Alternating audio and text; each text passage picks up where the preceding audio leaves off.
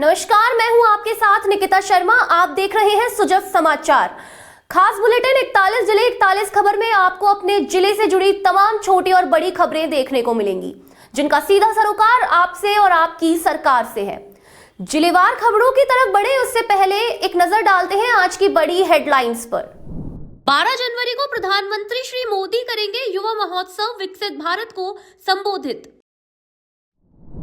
गणतंत्र दिवस समारोह की तैयारियों को लेकर कलेक्टर श्री कमल राम मीना ने की समीक्षा बैठक। सिरोही में लापरवाही पर सख्त कार्रवाई, ग्राम विकास अधिकारी निलंबित। चलिए अब खबरों पर बात करते हैं विस्तार से। रामगढ़ उपखंड क्षेत्र में स्वास्थ्य विभाग ने सड़क किनारे फेंकी गई एक्सपायरी दवाइयों और मेडिकल वेस्ट के मामले में त्वरित कार्रवाई की। अलावड़ा माणकी रोड पर गुजरपुर मोड़ के पास मेडिकल वेस्ट मिलने की सूचना पर सीएमएचओ के निर्देश पर बीसीएमओ डॉक्टर अमित राठौड़ मौके पर पहुंचे। निरीक्षण में एक्सपायरी दवाइयां, सिरिंज, नीडल व शीशियां पाई गई, जिससे जन स्वास्थ्य को खतरा था। विभाग ने वेस्ट को जैव चिकित्सा अपशिष्ट नियमों के तहत सुरक्षित रूप से निस्तारित किया। अवैध चिकित्सा प्रैक्टिस करने वालों पर सख्त कार्रवाई के निर्देश दिए। ये जो भी यहाँ लावड़ा नीकी माणकी रोड पे ये जो दवा पड़ी हुई थी, ये इंजेक्शन पड़े हुए हैं, ये खुले में जो इसने भी डिस्ट्रॉय करे हैं, बहुत गलत तरीके से करे हैं। इनको भी हम कलेक्ट करवा रहे हैं सारे हमारी टीम को बुला के, और जो बायोमेडिकल वेस्ट के थ्रू जैसा निस्तारण होता है नियम अनुसार वो किया जाएगा। लेकिन ये इसमें जो भी दवाई और ये सिरिंज है, ये सारी प्राइवेट की है। इसमें गवर्नमेंट का ना कोई सिरिंज है, ना कोई इंजेक्शन, ना कोई मेडिसिन है। गवर्नमेंट का कुछ नहीं है। जो निजी जो चिकित्सा कर्म करते हैं, चाहे वो प्राइवेट नीम हकीम हो या जो कोई झोला छाप हो, इनके द्वारा कहीं फेंकी गई है तो इनके लिए इन सभी को बुला के एक मीटिंग सीएससी लावड़ा पे हम करेंगे। सबको नोटिस भी देंगे, सबको पाबंद भी करेंगे। साथ में इनको कोई अगर गलत उससे इलीगल कार्य चिकित्सा कर्म करता है उसके खिलाफ भी कार्रवाई करेंगे। ये सारी दवाई जो है प्राइवेट उसकी है, निजी कंपनियों की जी, तो उनको इसलिए रोकेंगे और इसको ये इस तरह से फेंकने के लिए मना करेंगे। साथ में जो यहाँ के ग्रामवासी हैं उनसे भी मेरा निवेदन है, कोई इस तरह से अगर करता है या कोई फेंक के जाता है दिन में या नाइट में या कुछ, थोड़ा सा अवेयरनेस रहें। जैसे आप लोग मीडिया अवेयरनेस है, इस तरह वो भी अवेयरनेस रहें। तो इस तरह कोई करता है तो हमें तुरंत बताएं। तो ये नीम हकीम पर भी आप भी तो कार्रवाई कर सकते हैं। बिल्कुल हम करेंगे ना, हम नोटिस भी देंगे उनको, सीएससी इंचार्ज भी देंगे। जितने इनके अंडर में जो भी ये आते हैं आपके अलावड़ा मान के, जितने भी जो भी इसमें करता है वो अपने डॉक्यूमेंट लाके हमको चेक कराए। अगर लीगल है तो कार्य करे और नहीं है तो अपना बंद करे। और इस तरह से ये जो फेंका गया है ये बहुत गलत तरीका है। रामगढ़ पंचायत समिति सभागार में साधारण सभा की बैठक आयोजित हुई, जिसकी अध्यक्षता प्रधान श्री नसरू खान ने की। बैठक में सरकार की जन कल्याणकारी योजनाओं की प्रगति की समीक्षा कर आमजन की समस्याओं के समयबद्ध समाधान पर जोर दिया गया। किसानों की समस्याओं को लेकर बिजली आपूर्ति व्यवस्था पर चर्चा हुई। वहीं जल जीवन मिशन के तहत पेयजल आपूर्ति और सड़क खुदाई के बाद मरम्मत कार्य शीघ्र पूरा करने के निर्देश दिए गए।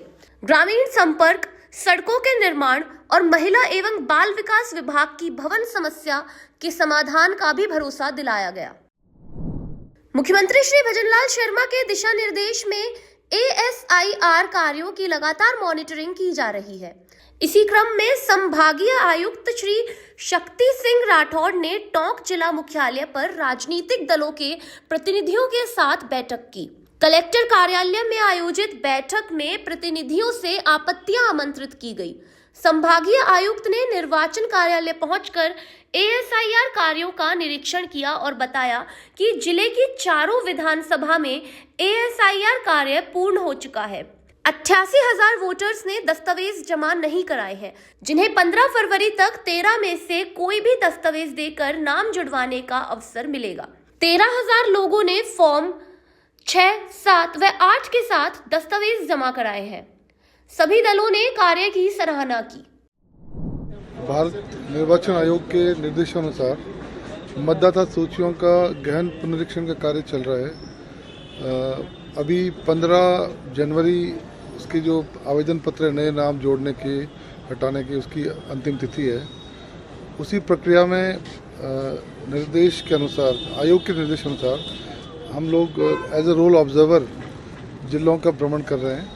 और हमने आज यहाँ पर जिले के जो राजनीतिक दलों के प्रतिनिधि है उनके साथ बैठक की है, उनके साथ विचार विमर्श किया है और इस प्रक्रिया में जो भी उनके मुद्दे हैं, उनके इश्यूज़ हैं, उसके बारे में उनसे विचार विमर्श किया है। सभी दलों के प्रतिनिधियों ने टोंक जिले में जो कार्य किया जा रहा है उसके बारे में बहुत संतोष व्यक्त किया है और उसकी प्रशंसा की है कि बहुत अच्छे से कार्य संपादित हो रहा है। उन्हें किसी प्रकार की कोई शिकायत नहीं बताई है। बहुत ट्रांसपेरेंटली और बहुत अच्छे से जो यहाँ का जो चुनाव का कार्यालय है और जिला कलेक्टर का कार्यालय है बहुत अच्छे से कार्य कर रहा है। देखिए 80,000 से ज़्यादा नाम कटे हैं चारों विधानसभाओं में। अगर कोई जुड़वाना चाहता है तो किस तरह के है, क्या कुछ जो करीब 88,000 नाम जो है वो ASD वोटर्स के तौर पे यहाँ पे चिन्हित किए गए हैं। उसमें से उसका अभी परीक्षण किया जा रहा है और 15 तारीख तक किसी को भी यदि आपत्ति है, नाम जुड़ाना का फॉर्म है फॉर्म 6 वो दे सकता है। अभी तक जिले में करीब 13,000 फॉर्म्स आए हैं, 6, 7, 8, तो उनका भी परीक्षण किया जा रहा है और सबकी सुनवाई देख करके सबको पर्याप्त मौका दे के सभी जो आवेदक है उसके बाद ही कार्रवाई की जाएगी। नहीं, दस्तावेज का जो 13 दस्तावेजों की सूची उपलब्ध है पब्लिक डोमेन में, उसमें कोई भी दस्तावेज वो दे सकते हैं। उनके पास पर्याप्त अवसर भी दिया जा रहा है, पर्याप्त समय दिया जा रहा है। जन स्वास्थ्य अभियांत्रिकी एवं भूजल मंत्री श्री कन्हैयालाल चौधरी टोंक के दौरे पर रहे। उन्होंने जिला कलेक्ट्रेट सभागार में डिस्ट्रिक्ट मिनरल्स फाउंडेशन ट्रस्ट की बैठक में भाग लिया। बैठक में DMFT फंड के उपयोग और विकास प्रस्तावों पर चर्चा हुई। मंत्री श्री कन्हैयालाल चौधरी और विधायक श्री रामसहाय वर्मा ने अधिकारियों को निर्देश दिए कि फंड का उपयोग निर्धारित नियमों के अनुसार जनहित और क्षेत्रीय आवश्यकताओं को ध्यान में रखकर किया जाए। उन्होंने कहा कि खनन प्रभावित क्षेत्रों के विकास में किसी भी प्रकार की लापरवाही बर्दाश्त नहीं की जाएगी। डिस्ट्रिक्ट मिनरल फाउंडेशन कमेटी की जो मिनरल काउंसिल की बैठक जो अभी लेटेस्ट नई गाइडलाइन के तहत राज्य सरकार ने जो गठित की उसके तहत आज यहाँ बैठक हुई थी। इसमें कलेक्टर महोदय के साथ में हम सभी विधायक थे, हमारे जो भी मेंबर इसमें गणे और जिला लेवल के जो उसमें मेंबर थे, सबने बैठ के लगभग 20 करोड़ रुपए का बजट था। इसमें जिस क्षेत्र के अंदर जहाँ पे ज़्यादा खनन होता उस रेशो के हिसाब से जो नियम अनुसार था उसका आज हमने विशेषकर जहाँ पे हमारे बच्चों के एजुकेशन के लिए जो स्कूल के लिए जो डैमेज हो उनके लिए मोटा मोटा हमने सैंक्शन के लिए बोला।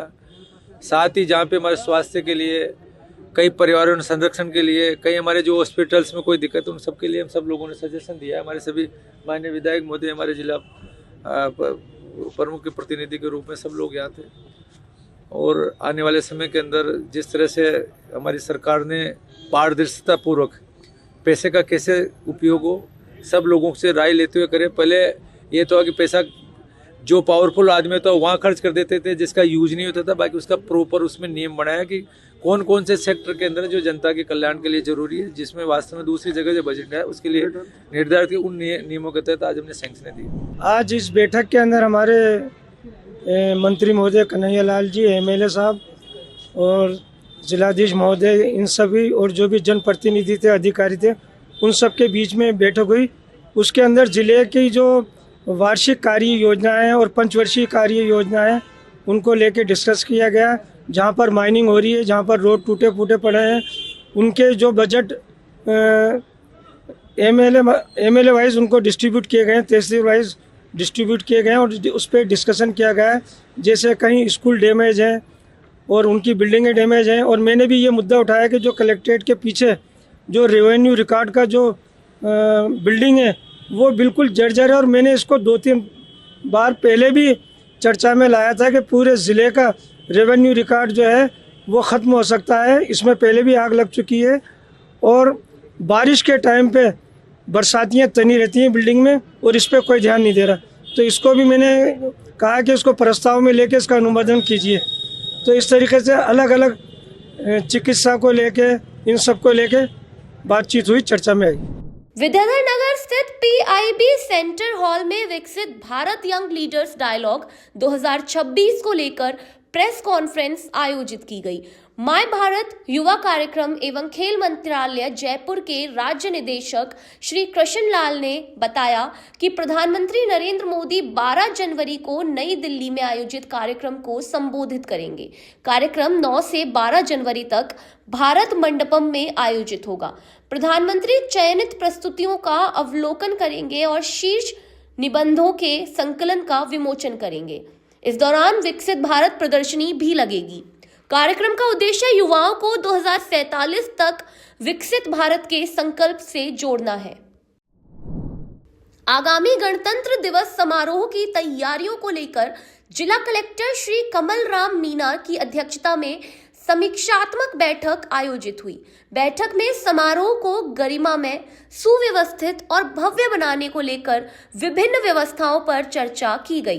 कलेक्टर ने बताया कि विद्यार्थियों द्वारा देशभक्ति से ओतप्रोत सांस्कृतिक प्रस्तुतियां, एनसीसी कैडेट्स की परेड और महाविद्यालय के छात्रों का विशेष म्यूजिकल कार्यक्रम होगा। विभिन्न विभागों की झांकियों के माध्यम से विकास कार्यों और जनकल्याणकारी योजनाओं का प्रदर्शन किया जाएगा। बैठक में सुरक्षा, यातायात, मंच व्यवस्था और आमजन की सहभागिता पर विशेष जोर दिया जाएगा। शिक्षा एवं पंचायती राज मंत्री श्री मदन दिलावर ने सिरोही जिले की पंचायत समिति रेवदर में लापरवाही पर सख्त कार्रवाई के आदेश दिए हैं। अतिरिक्त आयुक्त एवं संयुक्त शासन सचिव श्री ब्रजेश कुमार चंदोलिया की निरीक्षण रिपोर्ट के आधार पर ग्राम पंचायत सनवाड़ा के ग्राम विकास अधिकारी को निलंबित किया गया, जबकि प्रशासक व स्वच्छ भारत मिशन के ब्लॉक कोऑर्डिनेटर को पदमुक्त किया गया है। निरीक्षण में घर घर कचरा संग्रहण, नाली निर्माण और स्वच्छता व्यवस्था में गंभीर खामियां पाई गई। लापरवाही पर अतिरिक्त मुख्य कार्यकारी अधिकारी सहित अन्य अधिकारियों के खिलाफ भी 17 सीसीए की कार्रवाई प्रस्तावित की गई है। राजाखेड़ा क्षेत्र के कालीचरण तालपुरा निवासी किसान ने पारंपरिक खेती छोड़कर किन्नू की खेती अपनाकर अपनी किस्मत बदल दी। करीब 12 वर्ष पूर्व उन्होंने 2 एकड़ भूमि में किन्नू के पौधे लगाए, जो आज लाखों की आमदनी का मजबूत जरिया बन चुके हैं। किसान ने बताया कि ऑर्गेनिक तरीकों से खेती करने से उत्पादन और मुनाफा दोनों में लगातार बढ़ोतरी हो रही है। किन्नू की खेती में लागत कम और बाजार में मांग अधिक होने से यह बेहद लाभकारी सिद्ध हो रही है। एक बार लगाने पर किन्नू लगभग 35 वर्षों तक आय देता है, जिससे अन्य किसान भी प्रेरित हो रहे हैं। फतेहपुर शेखावाटी क्षेत्र में पिछले 4 दिनों से लगातार घना कोहरा छाया हुआ है। गुरुवार सुबह से ही कोहरे की मोटी चादर छा जाने से दृश्यता बेहद कम रही और शीतलहर का असर साफ नजर आया। सर्द हवाओं के कारण आमजन का घरों से निकलना मुश्किल हो गया। वहीं सड़कों और बाजारों में आवाजाही भी कम रही। राष्ट्रीय राजमार्ग पर विजिबिलिटी मात्र 10 से 15 मीटर रहने से वाहन धीमी गति से चलते दिखे। कृषि अनुसंधान केंद्र के अनुसार न्यूनतम तापमान 4.5 डिग्री सेल्सियस दर्ज किया गया। ठंड से बचाव के लिए लोग अलाव और गर्म कपड़ों का सहारा लेते नजर आए। जनवरी माह की रात्रि चौपाल और जनसुनवाई फतेहपुर उपखंड के गांव बीबीपुर छोट में आयोजित की गई। इस दौरान जिला कलेक्टर श्री मुकुल शर्मा ने ग्रामीणों की समस्याएं सुनी और संबंधित अधिकारियों को शीघ्र निस्तारण के निर्देश दिए। चौपाल में जलदाय, चिकित्सा, विद्युत, शिक्षा, सामाजिक न्याय, राजस्व, कृषि व पशुपालन सहित विभिन्न विभागों के अधिकारी मौजूद थे और अपनी जन कल्याणकारी योजनाओं की जानकारी दी। चौपाल में पेयजल, सड़क, अतिक्रमण व अन्य 17 प्रकरण प्राप्त हुए। कलेक्टर ने त्वरित समाधान सुनिश्चित करने के लिए अधिकारियों को आवश्यक दिशा निर्देश दिए। सीकर में स्किल इंडिया मिशन के तहत ग्रामीण महिला शिक्षण संस्थान से कौशल रथ का शुभारंभ किया गया। केंद्रीय राज्य मंत्री श्री जयंत चौधरी ने वीडियो संदेश दिया, जबकि राजस्थान के यूडीएच मंत्री श्री झाबर सिंह खर्रा ने रथ को हरी झंडी दिखाकर रवाना किया। कार्यक्रम की अध्यक्षता श्री रामेश्वर लाल रणवा ने की। इस अवसर पर प्रतिभाओं का सम्मान किया गया और कौशल रथ 2500 युवाओं को 5 दिन में प्रशिक्षण देकर सर्टिफिकेट प्रदान करेगा। यह रथ उद्यमिता, वित्तीय और डिजिटल कौशल विकास के लिए गांव-गांव जाएगा। देखिए, भारत सरकार का प्रयास है कि भारत दुनिया में सर्वाधिक किशोर और युवावधि वाला राष्ट्र है। भारत का हर किशोर और हर युवा अपने आप को किसी न किसी कौशल में माहिर बनाए और एक ऐसा वातावरण बने जिसमें हर व्यक्ति, हमारा हर किशोर, हर युवा और भारत का हर नागरिक स्वावलंबी बनने में, मेहनत करने में, अपनी योग्यता को निखारने में कोताही नहीं बरते और अपनी योग्यता और कौशल के बल पर वो अपने और अपने परिवार की आर्थिक गतिविधियों को आगे बढ़ाए ताकि राष्ट्र की आर्थिक गतिविधियां भी आगे बढ़ें। सर, सुप्रीम कोर्ट ने निर्णय दे दिया, अब क्या सरकार दोबारा कोई एसएलपी दायर करेगी या अब चुनाव की तरफ बढ़ रहा है राजस्थान? पंचायत चुनाव, निकाय चुनाव? देखिए, निकाय चुनाव के मामले में राजस्थान सरकार को और स्वायत्त शासन विभाग को जो काम करना था वो हम सितंबर माह और अक्टूबर के प्रथम सप्ताह में पूरा करके सारी अधिसूचनाएं जारी कर चुके थे। अब मामला अन्य पिछड़ा वर्ग और राज्य निर्वाचन आयोग का है। वो अपना कर्तव्य जब भी पूरा कर लेंगे चुनाव करवाने के लिए राज्य सरकार और स्वायत्त शासन विभाग तय है। सर, 15 अप्रैल का जो डिसीजन आया कि 15 अप्रैल से पहले कराएं, तो वो हम तो कहते हैं कल फरवरी में करा दो ना। राज्य सरकार और स्वायत्त शासन विभाग तैयार बैठा है। हमारे स्तर पर कहीं कोई काम ऐसा नहीं है जो चुनाव में बाधा बनता हो। स्वायत्त शासन विभाग के स्तर पे जितना काम होना था वो हम सितंबर माह के अंतिम सप्ताह और अक्टूबर के प्रथम सप्ताह में पूरा करके अधिसूचना जारी करेंगे। सर, बालिका शिक्षा को लेकर स्किल डेवलपमेंट को क्या, किस प्रकार से सरकार आगे बढ़ रही है? अकेली बालिका शिक्षा की बात नहीं है। बालिका शिक्षा, भारतीय सभ्यता संस्कृति ये मानती है कि जो भी मानव शिशु इस संसार में जन्म लेता है उसकी पहली शिक्षिका उसकी माता होती है। पेट से लेकर जीवन के शुरुआती 5 साल वो अपनी माता की गोद में खेलता है, उससे सीखता है और वो ही उसे अंगुली पकड़कर लड़खड़ाते पैरों पर चलना सिखाती है। तो जब बालिका शिक्षा के अंतर्गत हमारे राष्ट्र की हर बालिका सुशिक्षित और सुसंस्कारित होगी तो इस राष्ट्र की आने वाली पीढ़ी भी सुशिक्षित और सुसंस्कारित होगी। और जब भी किसी राष्ट्र की भावी पीढ़ी सुशिक्षित और सुसंस्कारित होती है वो राष्ट्र निश्चित रूप से उन्नति और प्रगति करता है, मजबूती प्राप्त करता है, विकास करता है और आत्मनिर्भर होता है। सर, सरकार ने कुछ जो समाज है उनको छात्रावास की जगह दी थी, सरकार ने बेस कर दी, उसके बारे में क्या कहना है? देखिए, गत सरकार ने अंतिम 6 महीने में जितने आवंटन किए थे उनमें से जिन्होंने पैसे जमा करवा दिए और जिनको कब्जा दे दिया गया था वो बाहर रख दिए गए। बाकी इस शर्त के साथ निरस्त किए गए हैं कि अगर उनको आवश्यकता है तो नए सिरे से राजस्थान की नवीन भू आवंटन नीति के अंतर्गत आवेदन करें और उसके परीक्षण उपरांत जो जो योग्य संस्थाएं होंगी राजस्थान सरकार उनको भू आवंटन करेगी। लक्ष्मणगढ़ पंचायत समिति सभागार में विकास अधिकारी श्री रोमा सहारण के नेतृत्व में VBG राम की योजना पर 1 दिवसीय आमुखीकरण कार्यशाला आयोजित की गई। कार्यशाला में ग्राम विकास पंचायत अधिकारियों को योजना के नवीन प्रावधानों की जानकारी दी गई। बताया गया कि नरेगा योजना के तहत रोजगार अवधि 100 दिवस से बढ़ाकर 125 दिवस कर दी गई है। विकास अधिकारी श्री रोमा सहारण ने योजना के प्रचार प्रसार हेतु बैनर, पोस्टर और पैम्पलेट ग्राम विकास अधिकारियों को वितरित किए।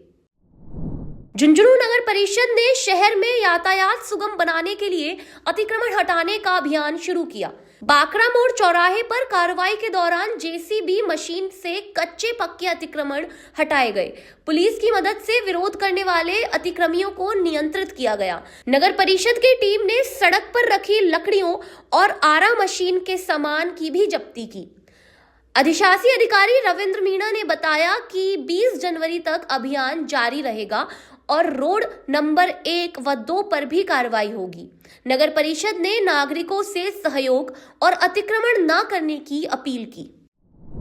श्रीमान आयुक्त महोदय के निर्देशानुसार टीमें गठित की जाकर बाकरा मोड़ से लेकर जहां तक अतिक्रमण है इस रोड पे लगातार कार्रवाई की जाएगी।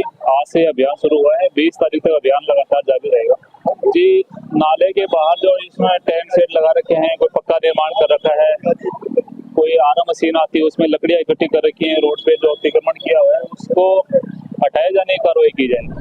ये बाकरा चौराहे से फाटक से आगे तक है, इसमें ट्रैफिक का आवागमन कुछ ज्यादा रहता है, तो इसमें कुछ लोगों ने स्थायी रूप से अतिक्रमण कर रखा है, उसको नगर परिषद द्वारा हटाया जा रहा है। ये आज से और 20 जनवरी तक चलेगा, पूरे शहर के अंदर चलेगा। सामान जब्ती भी कर रहे हैं। इसका रोड नंबर 1 और 2 पे अतिक्रमण हटाया गया था। वर्तमान में स्थायी रूप से किसी ने अतिक्रमण नहीं किया है। बार-बार से अभियान चलाया जा रहा है नगर निगम द्वारा। अब भी हम आज से 20 तारीख तक पूरे शहर के अंदर अतिक्रमण हटाने का अभियान चला रहे हैं। दोबारा एक बार 1 नंबर 2 नंबर रोड पर ही अभियान चलाया जाएगा। झुंझुनू के सुल्ताना कस्बे में मुख्य सड़कों पर अतिक्रमण हटाने के लिए तहसील प्रशासन ने तैयारी तेज कर दी है। चिड़ावा तहसीलदार श्री रामकुमार पुनिया के नेतृत्व में भू अभिलेख निरीक्षक और पटवारियों की टीम ने टेकड़ा बस स्टैंड से नरेंद्र एकेडमी स्कूल तथा किशोरपुरा रोड पर अतिक्रमण चिन्हित किए। राजस्थान हाईकोर्ट के आदेश और जिला कलेक्टर के निर्देश के अनुसार लगभग 100 अतिक्रमण 8 जनवरी को हटाए जाएंगे। प्रशासन ने कानून व्यवस्था बनाए रखने के लिए पुलिस जाब्ता भी तैनात किया है। माननीय उच्च न्यायालय के आदेश की पालना में 8 जनवरी को ग्राम सुल्ताना में अतिक्रमण हटाए जाने हैं। हटाए जाने वाले अतिक्रमणों को सुल्ताना पाओ राव से लेकर के पट्टे तक, टेकड़ा बस स्टैंड से लेकर के नरेंद्र एकेडमी तक हटाया जाना है। कुल 100 अतिक्रमी हैं, उनका चिन्हीकरण किया गया है। चिन्हीकरण किए गए अतिक्रमणों को कल दिनांक मौके पर जेसीबी मशीन से जाकर अतिक्रमण को हटाया जाएगा। बीकानेर से 7 किलोमीटर दूर जोड़बीड़ रिजर्व कंजर्वेशन एरिया में विदेशी पक्षियों की भरमार है। नवंबर से मार्च अप्रैल तक प्रवास करने वाले ये पक्षी प्रजनन भी करेंगे।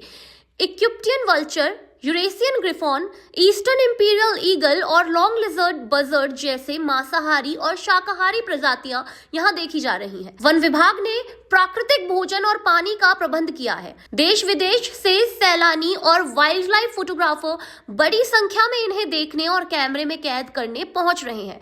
विभाग पक्षियों के प्रवास पर लगातार निगरानी रख रहा है। आपसे निश्चित रूप से जो जोड़बीड़ वल्चर कंजर्वेशन सेंटर है, ये वास्तव में एक अच्छी जगह देखने लायक है। मैं उम्मीद करता हूँ कि निकट भविष्य में यहाँ पर्यटक ज़्यादा से ज़्यादा संख्या में आवें और नेचर को निहारें, प्रकृति को निहारें। और जैसा भी फॉरेस्ट डिपार्टमेंट ने बताया कि वल्चर एक क्रिटिकली एंडेंजर्ड कैटेगरी में आता है, जीव है, और हमारे यहाँ पर ये दूसरे देशों से आ रहे हैं पक्षी उड़ के। तो फॉरेस्ट डिपार्टमेंट भी जैसे बताया इन्होंने प्रयासरत है कि किस तरीके से सुविधाओं को विस्तार किया जाए और बेहतरीन तरीके से और इसमें डेवलपमेंट हो। तो गवर्नमेंट भी इसके प्रति कमिटेड है। इन दिनों जोड़बीड़ में तो मुख्यतः सिनेरियस वल्चर, यूरेशियन ग्रिफिन और कई रेप्टर्स भी हैं, step eagle, spotted eagle, eastern imperial eagle और बहुत सारे वल्चर्स भी यहाँ देखने को मिलते हैं। और इजिप्शियन लगभग रेजिडेंस यहीं रहने लगे वो। और तो वैसे येलो आइड पिजन भी और रोज स्टारलिंग बर्ड्स में भी माइग्रेटिव बर्ड्स यहाँ आ रहे हैं। बीकानेर के वन विभाग के जोड़बीड़ कंजर्वेशन एरिया में, जहाँ पर इन दिनों विदेशी पक्षियों की बहार आई हुई है, सैकड़ों की तादाद में यहाँ पर गीद और बाज जो एशिया के देशों से यहाँ आए हैं और यहाँ प्रवास पर हैं। और इन दिनों जो इनका प्रवास है, इसे देखने के लिए यहाँ पर प्रतिदिन सैकड़ों की संख्या में पर्यटक बीकानेर आते हैं और यहाँ पर उनकी वीडियोग्राफी करते हैं, उनका रहन सहन देखते हैं और उनके वातावरण को समझने का प्रयास करते हैं। यह जगह शोधकर्ताओं के लिए, जो पक्षियों के लिए शोध करते हैं, उनके लिए भी बड़ी महत्वपूर्ण है। और वन विभाग यहाँ पर एक बड़ा एरिया जो सैकड़ों बीघा की भूमि में है स्थापित किया हुआ है, जहाँ पर गिद्धों के लिए प्राकृतिक रूप से भोजन की और पानी की व्यवस्था की गई है। बरसों पुराना यह जोड़बीड़ कंजर्वेशन एरिया है। यहाँ पर जितने भी मृत पशु होते हैं शहर में, पालतू पशु या जो भी होते हैं, उन्हें एक जगह पर यहाँ पर डाला जाता है और यही गिद्धों का उनका मुख्य भोजन होता है। तो लंबे समय से जो यहाँ पर प्रवास के लिए पक्षी सैकड़ों किलोमीटर दूर की यात्रा तय करते हैं, विदेशों से पक्षी यहाँ आते हैं और उन्हें देखने के लिए विदेशी और देशी पर्यटक इन दिनों बीकानेर में आते हैं। बीकानेर के जो पर्यटन स्थलों में से एक कंजर्वेशन एरिया को गिना जाता है और यह एक राज्य सरकार की आय बढ़ाने का एक अच्छा स्रोत है। और साथ ही यहाँ पर राज्य सरकार भी इन पक्षियों के लिए और जो एरिया है उसकी देखरेख के लिए अपने स्तर पर अधिकारियों से प्रस्ताव तैयार कर विकास कार्य भी करवाता है। मैं सुजस राजस्थान के लिए बीकानेर से नरेश मारू। माननीय राज्यपाल हरिभाऊ श्री किशनराव बागड़े उदयपुर के बीएन विश्वविद्यालय के द्वितीय दीक्षांत समारोह में मुख्य अतिथि रहे।